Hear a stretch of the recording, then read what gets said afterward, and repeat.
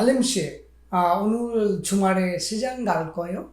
아니요, 저는 시장에 안 갈 거요. এই যে এখানে আনের ব্যবহার করলাম, ঠিক আছে? যাব না, না এর ব্যবহার করলাম। 알림시 영화 보러 가요? 아니요, 형님 바빠서 안 가요। এই যে 안 가요, যাব না, এখানে আনের ব্যবহার করলাম, ঠিক আছে? না এর ব্যবহার করলাম। 점심 때 밥 먹어요?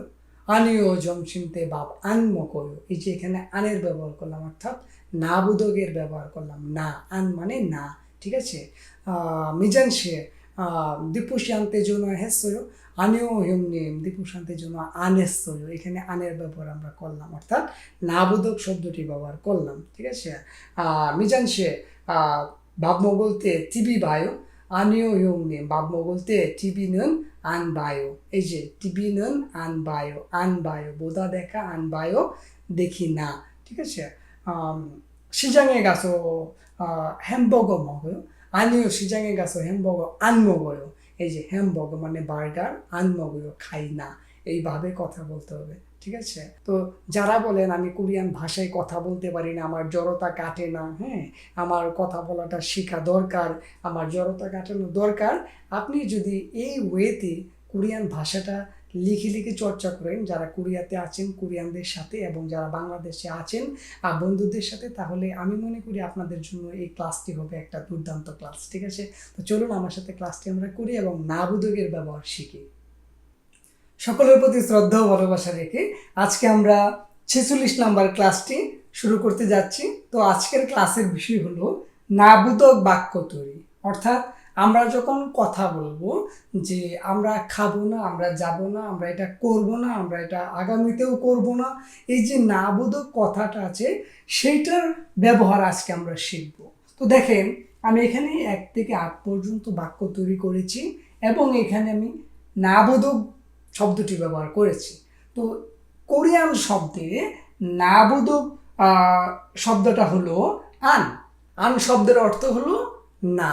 এই না এর ব্যবহার আজকে আমরা শিখব, কোথায়, কার সাথে আমরা কখন এই না এর ব্যবহারটা করব, ঠিক আছে? তো দেখেন 1 নম্বর বাক্যটাতে লেখা আছে জনুন সরাকসানে আনগা বাসয়, মানে আমি, জনুন শব্দের অর্থ আমি, সরাকসানে, সরাকসান মানে সরাক পাহাড়, সরাকসানে, সান শব্দের অর্থ পাহাড়, সরাকসানে সরাক পাহাড়ে আনগা বাসয়, যাইয়া দেখি নাই, ঠিক আছে? তো দেখেন গাদা শব্দের অর্থ কি? যাওয়া, আন গাদা মানে যাওয়া না।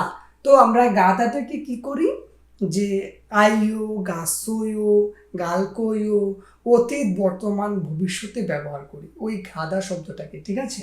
তো দেখেন এখানে গা বাসয় মানে যাইয়া দেখেছি, গা বাসয় অর্থ যাইয়া দেখেছি।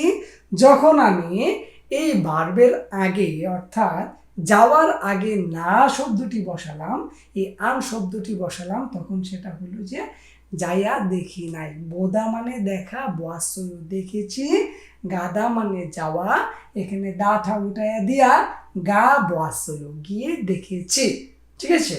তো দেখেন তার সাথে যদি আমরা আনের ব্যবহারটা করি তাহলে কি হলো, আমরা যাইয়া দেখি নাই, বুঝতে পারলাম?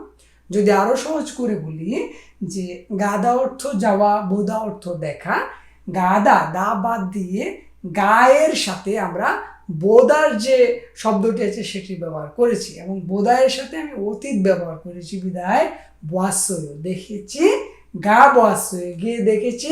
তার আগে আন শব্দটা ব্যবহার করলে দাঁড়ায় এরকম যে যাইয়া দেখি নাই। ক্লিয়ার? ওকে, আশা করি বুঝতে পারলাম। এই যে দেখেন আন শব্দটা আমরা এখানে গাদায়ের আগে অর্থাৎ ভার্বের আগে ব্যবহার করলাম, ক্রিয়ার আগে, কাজের আগে ব্যবহার করলাম।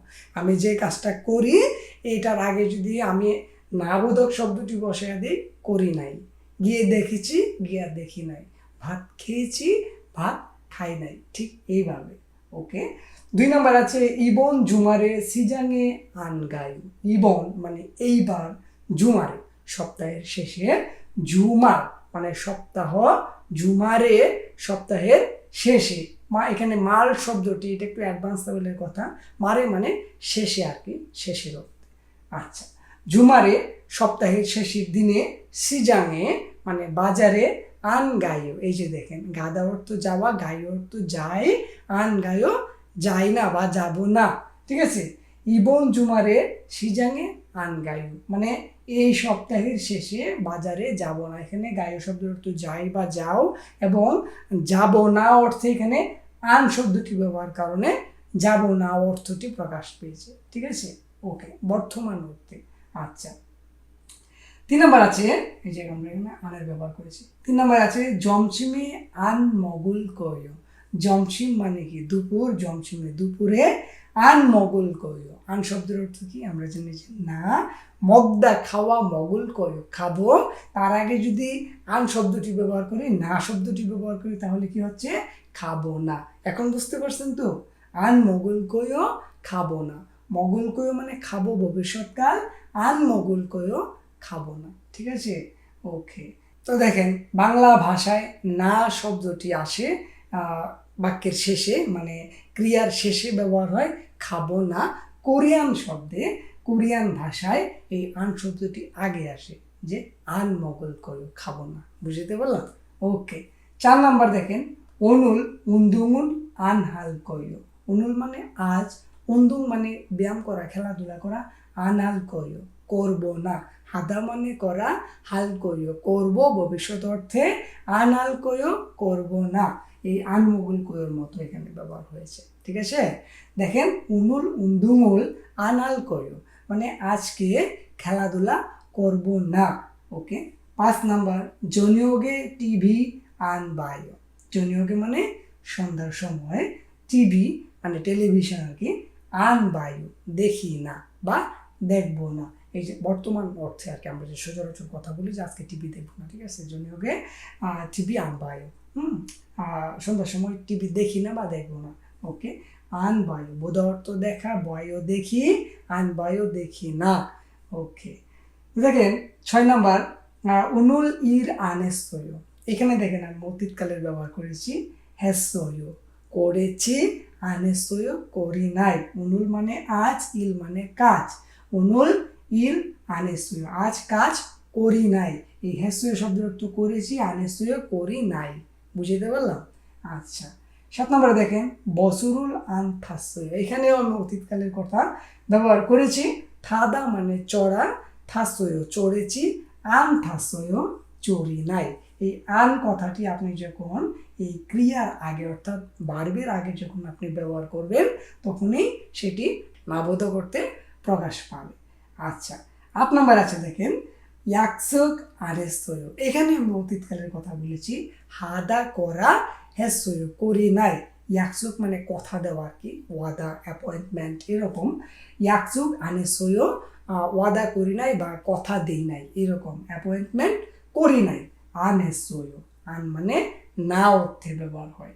ওকে, তো এই যে দেখেন 1 থেকে 8 পর্যন্ত আমরা বাক্যগুলো শিখলাম, কিভাবে আমরা নাবোধক শব্দটি ব্যবহার করব, নাবোধক বাক্য কিভাবে তৈরি করব সেটি আমরা বোঝার চেষ্টা করলাম। তো এইভাবে যদি আপনারা বাক্য তৈরি করে কোরিয়ানদের সাথে কথা বলেন, প্র্যাকটিস করেন নিয়মিত, তাহলে আপনাদের ভালো কিছু একটা অর্জন হবে বলে আমি মনে করি। তো আপনারা এভাবে বাক্য তৈরি করবেন এবং কোরিয়ানদের সাথে কথা বলবেন। যারা কোরিয়াতে আছেন, কোরিয়ানদের সাথে প্রতিনিয়ত কিছু না কিছু কথা বলুন। এইভাবে আমার ক্লাসের মতো বাক্য তৈরি করে কথা বলুন, না হলে আপনাদের জড়তা কাটবে না, ঠিক আছে। আর যারা বাংলাদেশে আছেন, তারা এইভাবে লিখে বন্ধুদের সাথে আলোচনা করুন, ঠিক আছে।